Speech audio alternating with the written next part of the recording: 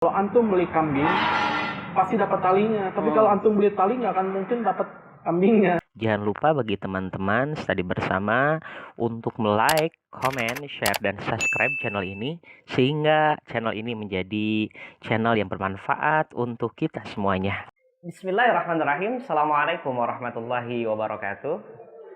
Bertemu bersama saya Failian di channel Study Bersama. Bersama saya ada di samping saya salah satu entrepreneur sangat milenial, kemudian yang sangat inspirasi buat kita semuanya, menjadi inspirator buat kita semuanya.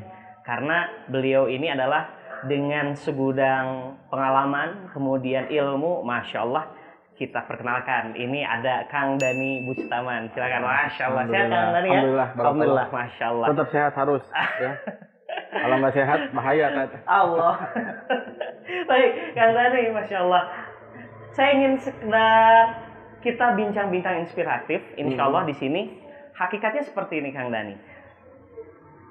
Dalam perjalanan hidup Kang Dhani nih, perjalanan ini berarti banyak yang disebutnya lika-liku, kemudian pengalaman, kemudian yang menjadikan kita semakin bersemangat, kemudian benar-benar menjalankan di jalan Allah Subhanahu wa taala. Saya ingin setidaknya bercerita sedikit. Salah satunya yang pertama profil Kang Dhani, kemudian tentang bisnis Katsurupan ini yang insya Allah akan dijelaskan nih. Gimana Kang Dhani nih? Ya, bismillahirrahmanirrahim. Assalamualaikum warahmatullahi wabarakatuh. Hamdan katsiran thayyiban mubarakan fi, mubarakan alaika ma yuhibbu rabbuna wa yarda. Allahumma shalli ala sayidina Muhammad wa ala ali sayidina Muhammad.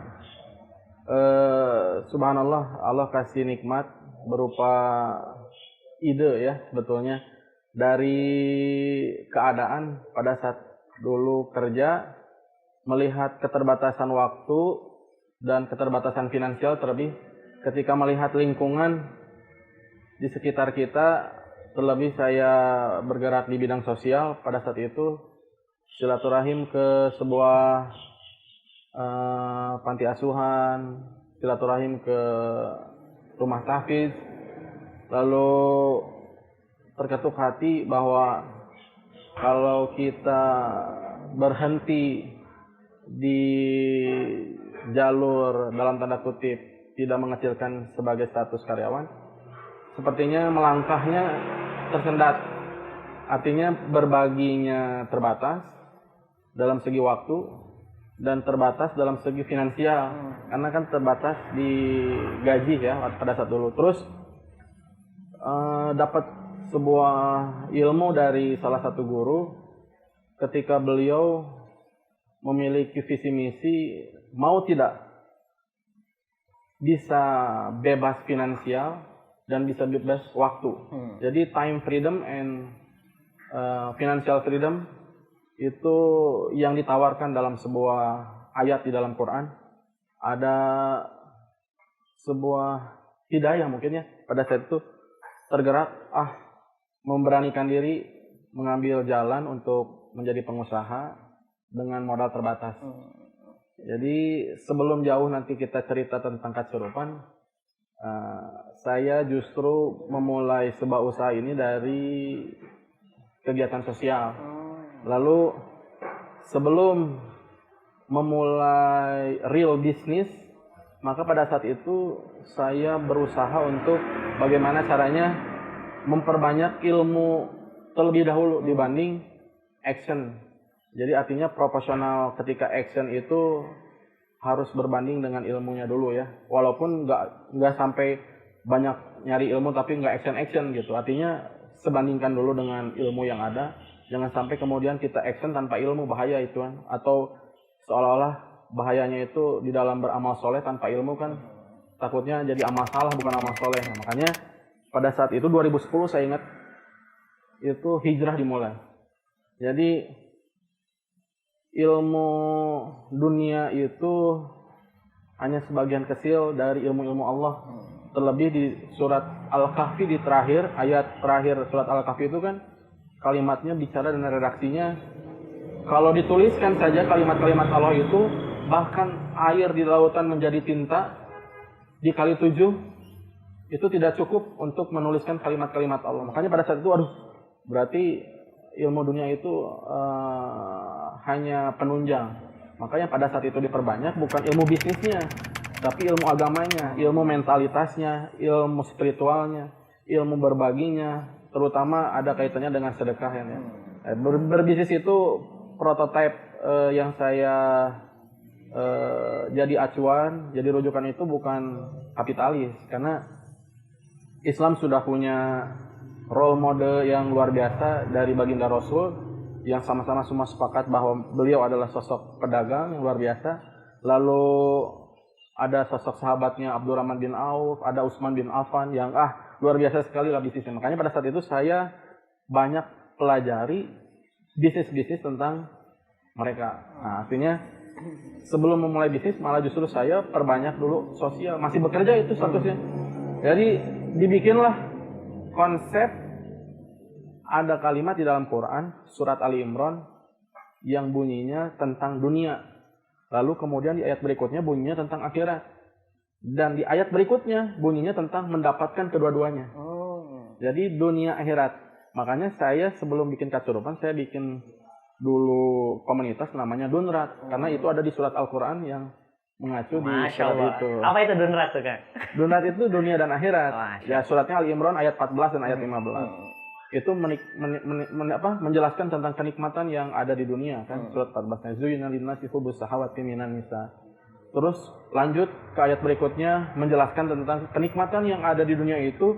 Allah kasih kabar bahwa ada yang lebih nikmat. Mau tidak aku kasih tahu, kata Allah teh, yaitu apa? Surga. Masya Allah. Makanya saya bilang, wah ini luar biasa nih potensial.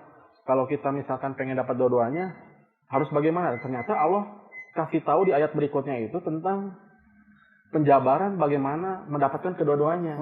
Jadi kalau ada kalimat orang tua pada saat dulu, kalau antum ngejar dunia, belum tentu akhiratnya dapat. Tapi kalau antum kejar akhirat mah, sudah pasti dunianya ngikutin. Nah, itu kalimatnya. Dan kalimat lain yang redaksinya sama, kalimat yang sampai sekarang mengujam di dalam hati itu adalah kalimat yang kalau antum beli kambing, pasti dapat talinya. Tapi kalau antum beli tali, nggak akan mungkin dapat kambingnya. Filosofis ya, tali dan kambing ya. Ya itu tadi. Jadi artinya ada satu kesatuan yang dimana nanti ke depan ini harus jadi contoh baru atau cerita baru yang kemudian ketika kita ceritakan lagi sama orang lain, tidak ada kalimat dah itu mah nabi, dah itu mah Quran. Tapi ini redaksinya jadi harus benang merahnya harus dapat. Ketika kita menceritakan cerita baru, yang cerita itu adalah cerita-cerita zaman dulu, para sahabat melakukannya, tapi diceritakan dengan cerita yang baru, yang milenial. Nah, itulah baru saya baru ingat, caranya bagaimana? Oh, ternyata di sini ada 8 prinsip. Semua orang bisa menjadi pengusaha. Nah, disitulah makanya yang saya kerjakan pada saat dulu, bukan bikin bisnisnya. Karena saya bilang, kalau bikin bisnis langsung nyari modal, nggak punya modal. Saya ilmunya tadi kejar akhirat aja. Jadi kalau usaha dunianya belum kebuka atau belum tahu apa yang mau diusahakannya, kayaknya mendingan usaha akhirat dulu aja. Usaha akhirat itu apa tadi? Sholat ke masjidnya dihajar, terus sunnah-sunnahnya dihidupkan, saumnya, sedekahnya, pokoknya perbaikan diri itu yang harus jadi lakukan. Itu adalah usaha akhiratnya, usaha langit. Jadi yang diferensiasi di sini adalah kalau orang mau usaha itu cari modal, maka saya pada saat itu cari ridho Allah. Ridho ya? Ridho aja. Karena kalau kita punya modal, Allah nggak ridho nggak jalan. Tapi kalau kita nggak punya modal, Allahnya ridho, seberat apapun di jalan pasti lancar. Alhamdulillah. Makanya konsep itu dikembangkan. 2 tahun itu saya proses riyadoh. Bahasanya riyadoh kan. Jadi riyadoh itu saya mengazamkan niat di dalam diri bahwa amal soleh ini menjadi pakaian dulu. Contohnya seperti jam lah. Saya hobi pakai jam. Kalau saya hari ini keluar rumah nggak pakai jam, pasti ada sesuatu yang nggak enak dan nggak nyaman. Kurang lah ya. Ada yang kurang. Mau keluar, jam ketinggalan nih. Pasti bela-belain pulang dulu ke rumah ngambil jam. Karena ada yang nggak nyaman. Sama pada saat itu saya dikasih tahu sama Ustadz, jadikan amal soleh itu seperti pakaian. Jadi ketika kita tidak pakai, maka satu hari itu ada yang kurang. Contohnya tahajud, saumnya, bersedekahnya, apapun amalan soleh, baca Qurannya. Jadi ketika satu hari saja tidak melakukan amal soleh itu, ada yang sesuatu hal yang gelisah gitu. Dan itu kan butuh proses riadah namanya. Dan 2 tahun itu kita lakukan. Setelah merasa diri ini soleh, walaupun jangan jadi ujub soleh gitu ya. Artinya soleh ini, saya sudah mulai rutin sekarang sholat ke masjid.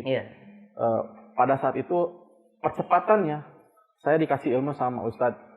Percepatannya itu adalah ngajak orang lain. Jadi pada saat kita sudah merasa soleh, jangan merasa soleh. Artinya di sini tanda kutipnya bukan merasa soleh kita bangga diri. Artinya ada ikhtiar untuk ke arah soleh. Tapi kalau kita mau dakwah nunggu soleh, kapan dakwah-dakwahnya kan gitu. Jadi dakwah itu bukan nunggu soleh baru berdakwah. Berdakwah itu adalah magnet. Yang dimana ketika kita menemukan kutub magnet yang sama, jadi magnet medannya semakin besar, maka tarikannya juga semakin dahsyat. Atau ridho Allahnya semakin besar, karena kita banyak menarik. Jadi kumpulan medan magnet yang kecil, lalu kita kumpulkan semakin besar, maka akan menarik rezekinya semakin besar kan. Filosofinya saya pada saat itu dipakai gitu. Oke, kalau hari ini saya bisa berangkat ke masjid sendiri, maka pada saat itu saya ada visinya, saatnya untuk mengajak orang lain juga ke masjid. Jadi pada saat itu amal soleh, setelah sudah amal soleh itu dikerjakan menjadi pakaian, pada saat itulah mulai dakwah. Jadi 2 tahun setelah merasa, saya sudah. Karena takutnya, khawatirnya apa, ketika dakwah kita belum melakukan, itu yang berat. Kita ngomong tahajud, tapi kitanya tidak tahajud kan, bahaya kan, justru menjadi bumerang buat kita kan. Kitanya ngomong tentang sedekah, tapi kitanya nggak sedekah. Ya nggak akan pernah bisa ngepek sama orang lain, karena sesuatu hal yang belum kita lakukan, ceritanya berbeda. Makanya pada saat dulu, ya salah satu ikhtiarnya adalah, di tahun kedua itu, riadoh, saya mulai mengajak orang lain. Ayo sedekah, ayo kita main ke panti asuhan, ayo kita konsep dari amal soleh ini menjadi sebuah dakwah. Jadi ketika sudah merasakan kenikmatan, maka harus kasih tahu kabar sama orang lain bahwa ini nikmat. Wa amma bi nikmati rabbika fahaddits, kan. Ketika ada satu kenikmatan, maka sampaikan segera kenikmatan ini sama orang lain, karena biar menjadi hidayah. Mudah-mudahan menjadi hidayah kan. Pada saat itulah dibikin namanya komunitas Dunrat. Masya Allah. Jadi 2012 saya bikin konsep setelah saya melalui fase riadoh 2 tahun. Fase di tahun ketiga, masuk ke tahun ketiga itulah fase di mana saya mulai berdakwah. Jadi artinya bikin komunitas biar sedekahnya nggak sendirian. Jadi pas riadoh itu belum bikin bisnis dulu, belum? Belum, sama sekali itu masih bekerja. Statusnya masih jadi pegawai, kerja dari jam 6 subuh, pulang jam 5 sore. Itu kerjaannya berat luar biasa. Gajinya pas-pasan. Tapi saya punya visi gitu. Kan kalau punya visi, selelah apapun nggak akan terasa lelah. Jadi karena lillah kan tadi masalahnya. Masalahnya sekarang teman-teman yang ada di luar ini yang ketika mau berbisnis itu lebih ke nafsu, bukan visi. Nafsu artinya melihat orang lain bisa hidup enak, hidup berkecukupan, lalu dia emosional keluar. Jadi yang ada nafsu bukan visi. Kalau visi itu ngelihat di depan itu, peluang itu bukan untuk dirinya, tapi peluang di depan itu untuk umat. Peluang di depan itu ada itu untuk orang lain. Jadi bukan cuma untuk dirinya. Nanti saya punya mobil, nanti saya punya rumah, itu terlalu kecil mimpinya. Makanya salah satu yang menjadikan kita bergerak, kita semangat, itu adalah ketika kita membuat kapasitas mimpi yang lebih besar. Terlebih mimpi itu buat orang lain atau buat agama Allah, itu pasti ada giroh yang lebih besar ya. Nah, alhamdulillah. Dan ternyata disitulah Allah kasih sebuah jalan. Ketika saya bentuk komunitas yang namanya Dunrat, maka magnet itu bekerja. Jadi kita dipertemukan dengan orang-orang yang satu visi. Jadi ketika bertemu dengan orang, ketika kita jelaskan saya punya visi begini, ternyata sama orang ini juga punya visinya yang sama. Jadi artinya tadi saya mau sedekah, ini juga mau sedekah. Oke, kalau gitu saya bilang kita sedekahnya bareng-bareng. Jadi kalau kita cuma punya 5.000 tapi ada 500 orang kan jadi besar kan gitu. Masalahnya kita ketika cari masalah bersedekah ini kenapa susah? Karena tadi ketika orang punya sedikit, lalu orang main ke panti asuhan atau main ke pesantren, malu untuk ngasih uang yang cuma sedikit. Makanya saya bilang, oke, sama-sama berarti dengan saya perasaannya. saya cuma punya uang segini, mau main ke panti asuhan sendiri kan cuma masuk bawa cuma 5.000 atau 10.000 kan malu lah. Iya. Tapi kalau saya bisa ngajak banyak orang, 5.000 dikalikan. Lalu kalimat hadisnya jelas bahwa berjamaah itu kekuatan dan berjamaah itu pahalanya lebih besar kan gitu. Hitung-hitungan dari sedekah berjamaah juga berbeda. Jadi kalau kita hari ini 5.000 tapi ada 500 orang, maka kekumpul orang 500 orang itu dikali 5.000, angkanya jadi berlipat kan. Maka jumlah sedekah kita yang terhitung bukan jumlah yang 5.000-nya, maka jumlah yang dikumulatifkannya itu. Jadi misalkan kalau kita ada 10 orang, sedekahnya 1 juta. Berarti kalau ada 10 orang jadi 10 juta. Maka ketika kita masuk ke panti asuhan ngasih 10 juta, maka 10 orang itu ibarat orang bersedekah 10 juta satu orang itu. Masya Allah. Jadi saking dahsyatnya bersedekah bareng-bareng kayak begitu. Berjamaah itu ya. Jadi nggak sejuta-sejuta dihitungnya, bukan. Kata Allah teh antum semuanya bersedekah 10 juta. Jadi pada saat itu saya, wah ini saatnya. Saya ngumpulin uang dari banyak orang, lalu kita bergerak ke panti asuhan bersama-sama. Jadi pahalanya pada saat itu, yang terhitung pada saat itu, kita kumpulin ada 10 juta, yang nyumbang cuma 5.000 juga jadi kehitungnya jadi sedekahnya jadi 10 juta, bayangkan. Dasarnya di situ. Makanya ini adalah sebuah solusi atau sebuah modal yang sudah dihilangkan hari ini. Orang itu terlalu fokus sama modal dunia, sama ikhtiar dunia. Makanya susah untuk mencapai apa yang diingin. Apalagi kalau kita sekarang punya cita-citanya, punya usaha yang bisa menyaingi brand-brand besar sepertinya. Yang sudah ada sekarang gitu. Sepertinya mustahil gitu. Makanya saya pada saat itu harus menjadi prototipe, harus menjadi contoh buat orang lain ketika mereka tidak punya biaya, tidak punya usaha, tapi yang penting punya visi misi dulu. Visi dan misi ya. Itu tadi. Jadi pertamanya tadi usaha ini dibikin. Yang pertama itu adalah kualitas diri dulu. Kualitas diri, lalu ajak orang lain berdakwah. Jadi ketika kita berdakwah bersama-sama, maka pahalanya dilipat gandakan kan. Nah dari situlah Allah kasih ide-ide. Itulah bentuk dari rezeki. Maka rezeki itu bukan berupa uang. Rezeki itu berupa ide. Ketika ada ide lalu terlaksanakan, maka menjadi konsep yang hari ini. Jadi konsep yang ada hari ini bukan dari hasil mikir yang panjang, tapi dari zikir yang panjang. Masya Allah. Jadi bukan mikir, baik lagi kalau mikir terus kan. Tapi ini zikirnya cukup. Zikir itu dengan tadi cara apa? Kita berdakwah. Karena sebanyak-banyaknya kita berdakwah ya, artinya konsep zikirnya terus kan jadinya. Jadi kurang lebih begitu sih sebetulnya. Masya Allah, ini menarik nih teman-teman nih, tadi bersama dan yang lain yang ada di rumah juga. Tadi saya menangkap sedikit, bahwasanya berarti sebelum bisnis ini bahwasannya Kang Dhani membuat komunitas Dunrat ya. Betul. Masya Allah. Boleh diceritakan Kang Dhani apa kegiatan-kegiatan Dunrat yang sedang berlangsung dari dulu sampai sekarang yang masih berlangsung apa aja nih? Kegiatan Dunrat itu awalnya cuma bagi-bagi makanan. Bagi-bagi makanan ya. Bagi-bagi makanan karena konsepnya dari awal, kebetulan passion saya juga adalah di bidang kuliner, makanan. Saya mantan pegawai di hotel, artinya berdakwahlah dengan passionnya, kan? Berdakwahlah dengan bidang kita masing-masing, nggak harus kita menjadi A, menjadi B, cukup menjadi diri kita sendiri. Tapi lakukan dengan lillah dan tulus. Makanya kalimat yang menjadi sebuah inspirasi banyak orang, manjada wajada, itu harus dipegang betul-betul. Jadi betul-betul kalau kita bersungguh-sungguh, maka pasti akan mendapatkan. Pada saat itu jadi kegiatannya bagi-bagi makanan. Cara yang unik, tapi hari ini bisa jadi contoh buat teman-teman. Sebelum buka usaha, pada saat itu saya masuk ke panti asuhan, saya masih ingat bikin spaghetti bolognese. Dulu spaghetti bolognese kurang lebih kekumpul dana dalam satu acara itu 1.600.000. Lalu kami bikin menu spaghetti itu hanya untuk 50 orang, itu hanya butuh uang 500.000, maka 1.100.000-nya kita bagikan ke anak-anak. Dan kita bagikan ke panti ke pihak yayasannya.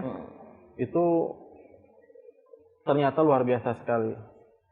Saya punya slogan hari ini sampai menjadi pegangan. Maka ketika saya datang ke panti asuhan, rumah tahfiz, Itu saya tidak pernah bilang saya mau bantu uang. Saya bilang hari ini panti asuhan ini lagi butuh apa? Butuh bangun masjid. Oke.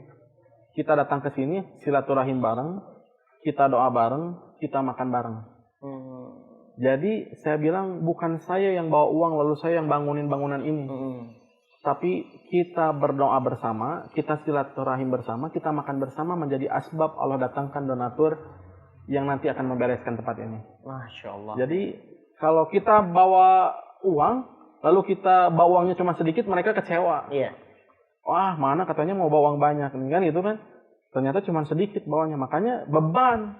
Kita acara, nggak ada uang, nggak akan jadi acara. Iya. Tapi pada saat itu, sekarang mah udah fokusnya bukan bangun masjidnya. Fokusnya adalah makan-makannya. Makan-makan mana udunan 50.000 orang, satu orangnya juga, itu udah cukup buat gelar acara kan. Iya. Tanyain aja anak-anak santri berapa, 100. Oke, donatur, mau nggak kita masak 100 porsi? Contohnya apa? Chicken teriyaki butuh 1 juta berarti. Iya. Dengan nasinya, dengan saladnya, dengan sausnya butuh 1 juta. Oke, udunan ada berapa? Kekumpul uang. Ternyata apa dikumpulin uangnya? Bahkan yang makannya cuma buat 1 juta bisa kekumpul 15 juta. Jadi buat makannya cuma 1 juta sampai 2 juta, sisanya 13 juta. Yang 13 juta itu buat bangun masjidnya. Masya Allah. Jadi di awal sampai sekarang kita menjadi sebuah konsep bahwa ketika kita bantu orang, maka jangan pernah kita ngasih harapan bantu uang atau bantu finansialnya. Tapi bantu cara mendapatkan finansialnya justru. Dengan cara apa? Dengan cara berdoa bareng, silaturahim bareng, makan bareng. Itulah yang menjadi asbab Allah ridho mendatangkan donatur-donatur yang lain. Karena ini dipakai, senjata umat Islamnya dipakai, yaitu doa. Makanya sayang sekali sih sebetulnya kalau sekarang kita lihat dari teman-teman pengusaha yang lainnya, bukannya tidak menampilkan ilmu dunianya, luar biasa sekali ilmunya. Cuman kalau kita mendahulukan dulu ilmu dunianya, maka akan mengecilkan ikhtiar kita. Jadi seolah-olah ketika kita tidak punya modal, kita tidak punya brand, kita tidak punya relasi, tidak punya tempat, lalu semua berhenti di situ. Udah nggak akan jadi pengusaha. Padahal ada satu yang belum dipakai, yaitu doa. Makanya ada konsep 4P itu dalam hukum kapitalis. Yang pertama produk, ada price, betul? Ada place, terus ada promotion. 4 ini menjadi fundamental. Padahal ada satu yang banyak dilewatinya, itu apa? Yang 1P-nya lagi apa? Pray.